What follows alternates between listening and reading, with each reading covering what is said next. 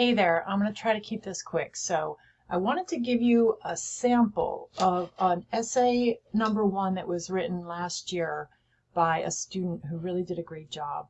And we're not going to read it carefully, but I want to highlight some things that I want you to make sure that you have in your essay. So with the introduction, if you remember, there are 4 attention-getting strategies. There's general information that's a little bit broader than the topic. There's an anecdote, there's rhetorical questions, and then there's flip the script, where you start going in one direction and kind of flip it into another. I would not recommend using the anecdote here because you are already going to be telling about a story about a person when you write about Mallow. So if you started an anecdote with somebody else, that wouldn't work. Nothing in the beginning of the introduction should be about the book yet, should be about the topic yet. So what this student did was general. She started talking about milestones and struggles and how we all go through these and how sometimes it changes our direction.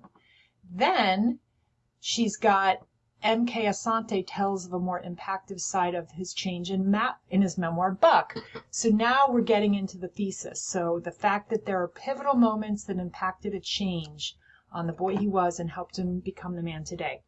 Your thesis just needs to let the reader know that you're going to be writing about specific events that changed this person, Mallow.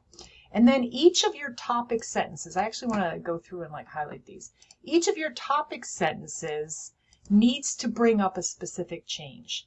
So one of the events that changed Mallow's direction was his father leaving.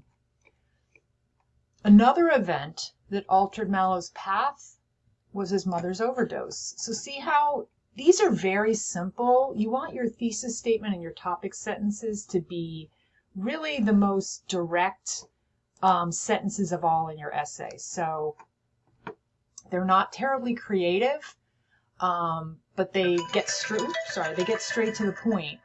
And look for these transitions. One of the events, another event. In addition to the overdose, another pivotal event that drastically changed Mallow's direction was going back to school. So I'm just going to highlight that as a solid topic sentence.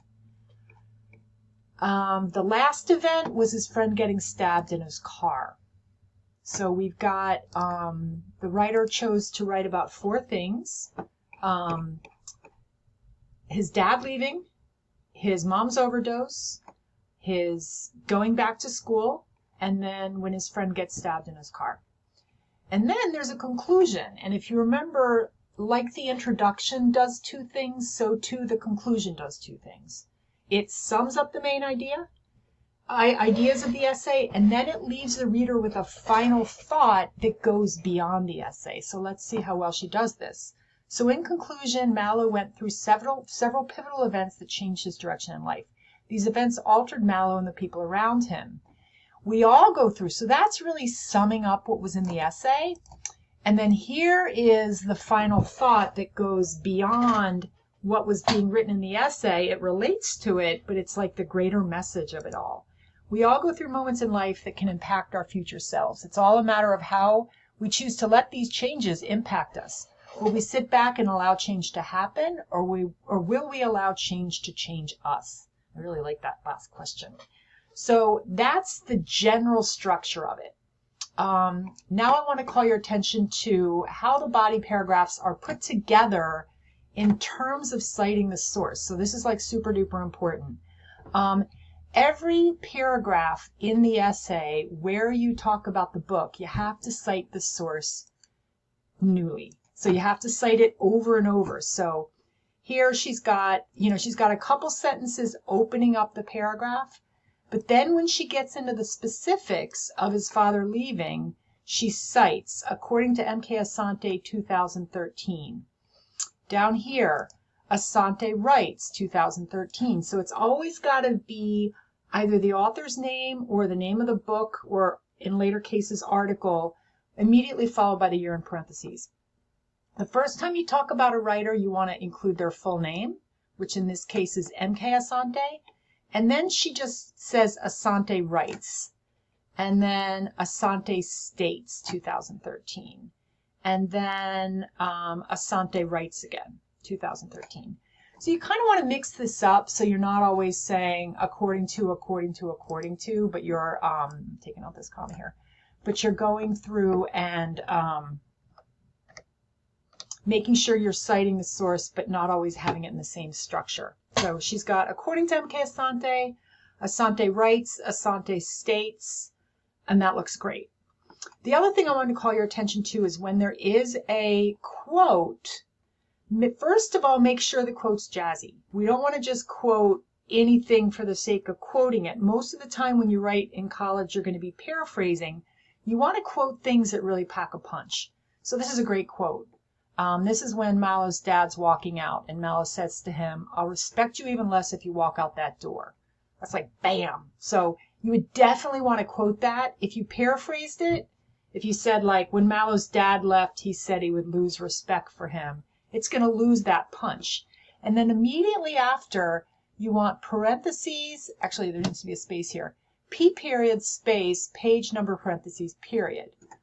Look at another one.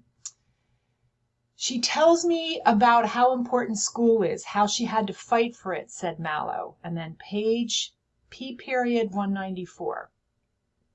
And then this is another very powerful one.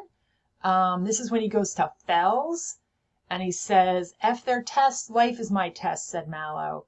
P period. I think did she have the space? Yeah, she forgot the space here. All right. I'm going to be a little nuts about spaces because I want you guys to be 100% prepared when you go on to write essays in other classes and when you go on to English 101. So little things like spaces, I am going to mark up and say, put this space in because I want you to be really good at this stuff. Little space needed here. So here's another powerful one, FU. Okay. So hopefully this helps. I'm going to upload this video, but I'm also going to upload the essay for you to use.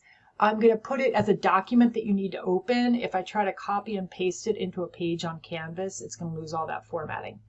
All right, so let me know if you have questions.